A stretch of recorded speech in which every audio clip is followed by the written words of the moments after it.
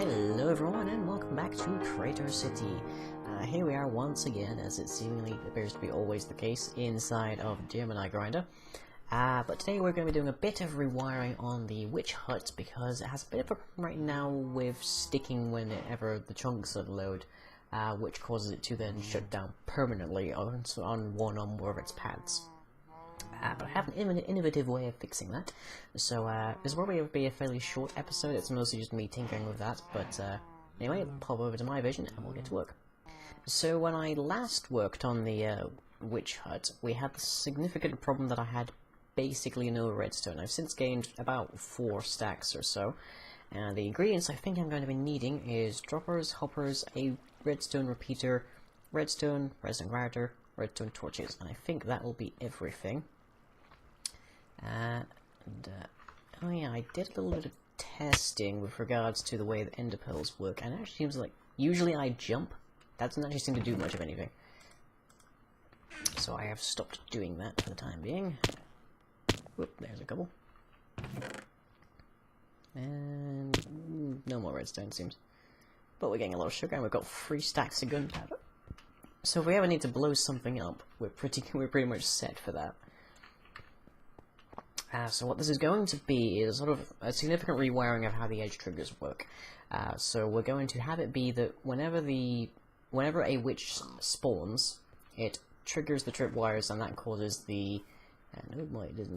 Oh yeah, I upgraded my textures to the most recent version, so I really should name you at some point. If it can Vauxhall Astra or something.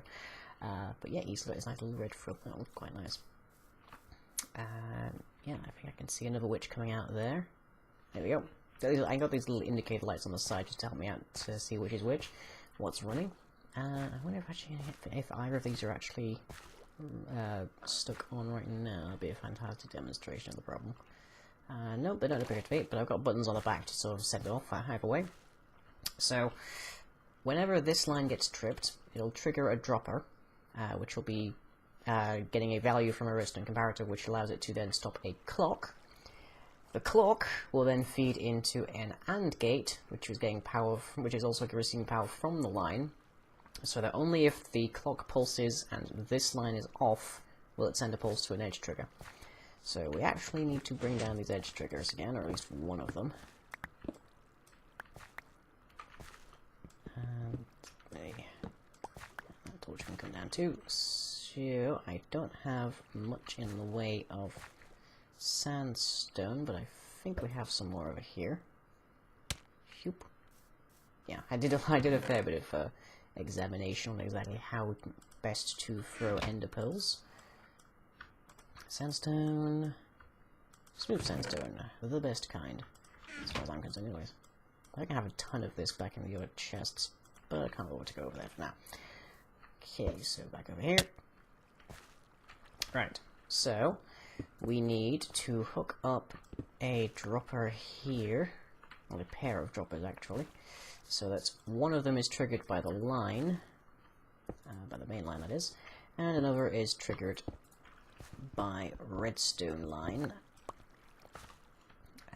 About there. Okay, and I need a block under here for the comparator, which we can then feed into hoppers. It doesn't really matter that there's going to be power blocking one of these at some point, because it'll be for a brief instant with the way that all of this works. And then that needs to feed another comparator,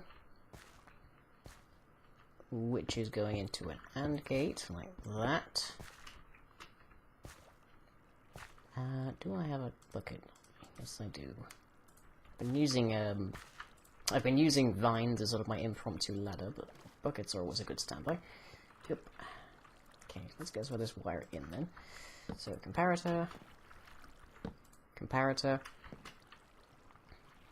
and I need to put a redstone torch here and there, and the repeater that I'm carrying goes under here to feed into here without causing a back pulse, because this liner should be usually on. Okay, so a little bit of redstone, redstone repeater there. Okay, so now, when this pulses, it'll shoot the item that's in here out. Let's just stick a piece of dirt in for that. And that will lock this clock. Which, for the purposes of this, we will just go a single piece of cobblestone. And then whenever that cobblestone is over here, which should be a fairly rapid clock, it will trigger this and cause this redstone torch to turn off, returning that on as long as there is no power in here. As long as there's a witch in here, there's power in here. So that is what allows us to trip our edge trigger. And we also need to get the same power to the back here so that we can get it to turn itself off after a single pulse. So let's just bring that over here. Oh, and there goes my pickaxe, of course. A little high up. There we go, okay. Now I need to feed it into this block or else it'll trigger that one as well and that causes problems. Okay, it's okay if it goes to there. And it's okay if it goes to there because there's a fairly short timer there. And we need another repeater, so there. Perfect. I'm just gonna go make another repeater, it looks like. Okay, and then the edge trigger itself doesn't change at all. In fact, I should probably move it along a block, if anything. I need to do that. Okay, moving it up. I should probably move this along so that the edge triggers are in line. But for the moment, I'm just showing off of this. I'm apparently walking off of the thing I just spent time trying to get on top of. There we go.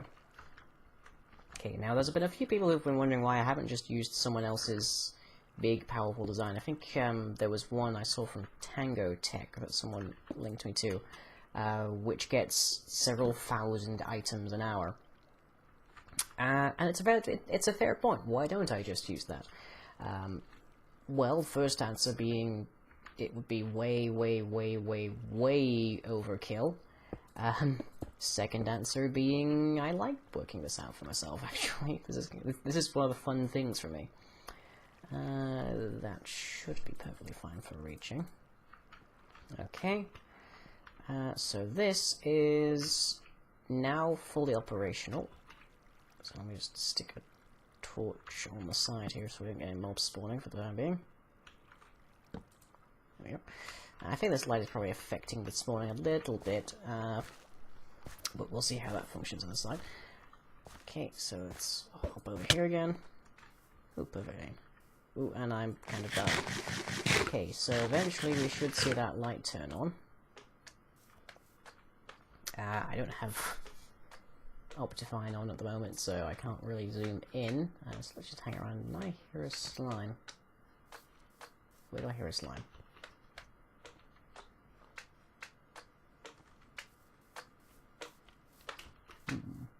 See if we can hunt the slime. I've been doing a lot of hunting by sound recently, actually. Where are you? Oh, hello. I see him. He's up there. He's on Geronimo's rail line. Oh, it looks like there's a couple of them actually there. Oh, is this hollow? Is that the problem? Right, well anyways, what happens now is... Oh, yep, there we go. Okay, so the water is now on. That is the only function that the tripwires in there now serve. Except to also alert that, and that is a zombie behind me. So the problem that we were having before, to elaborate somewhat, is that the tripwires would be triggered by a witch, which would turn the water on, but then the chunks would unload, or... Ooh, there we go again. And off it goes, and there goes another one. Perfect. See, what would happen would be that the chunks would unload, and then there would be a problem because it would cause the it would cause the water to stay, basically, which causes the spawning pad to be completely deactivated. Which then means that no more witches spawn, which then means that the tripwires don't get tripped again, which means nothing resets. So now it should reset properly about 100% of the time. It would probably work better if there was some kind of water sensor in here, but those are fairly bulky. You can still make them using boats, but they're very bulky. It's okay, so let's just see if we can watch this in action at some point. Still got my water bucket. At some point, I really need to get rid of this big thing at the top here.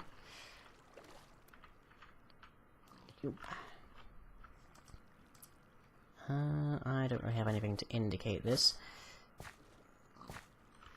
Okay, so let's just keep backing up until eventually something will spawn. Yeah, I kind of like the look of the vines on this. This is really nice. Okay, go back over here. And we want to be seeing this one go up before this one. And then this one can only go off as long as the clock is running and there's nothing on the pad. So it will go off once, it will then reset its own T flip-flop there. T flip-flop, D latch, sorry. Okay, there we go, perfect. Looks like there's a very quick pulse. I may have to increase the time on that repeater.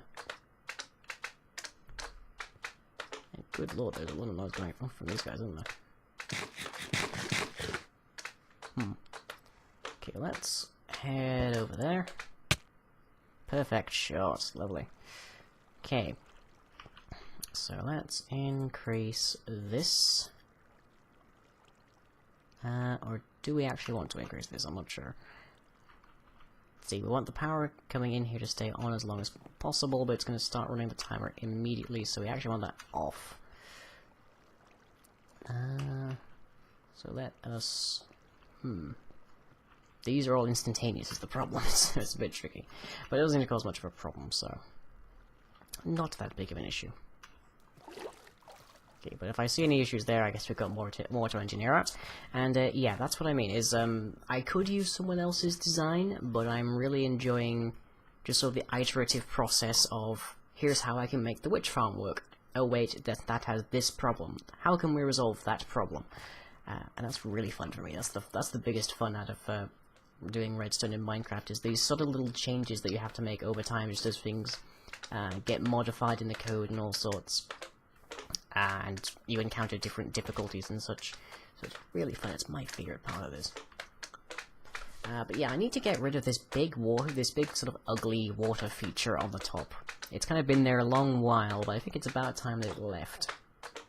So I'm not sure what I'm going to put over that. I kind of want to make it look witchy, for want of a better term. Like, I kind of want to make the gold farm over here, which hasn't really seen much innovation since the last episode, look a bit scary as well. I kind of want to build structures around these spawners that actually make them look a lot more aesthetic than they are. But that is that. So for now, before I apparently die of ender pearling, I shall catch you all next time. If you enjoyed this video, be sure to leave a like and or a favourite. Follow me on Twitter and subscribe to be notified of future updates. You can also check out the website where most other content is uploaded. That's all for now, catch you later.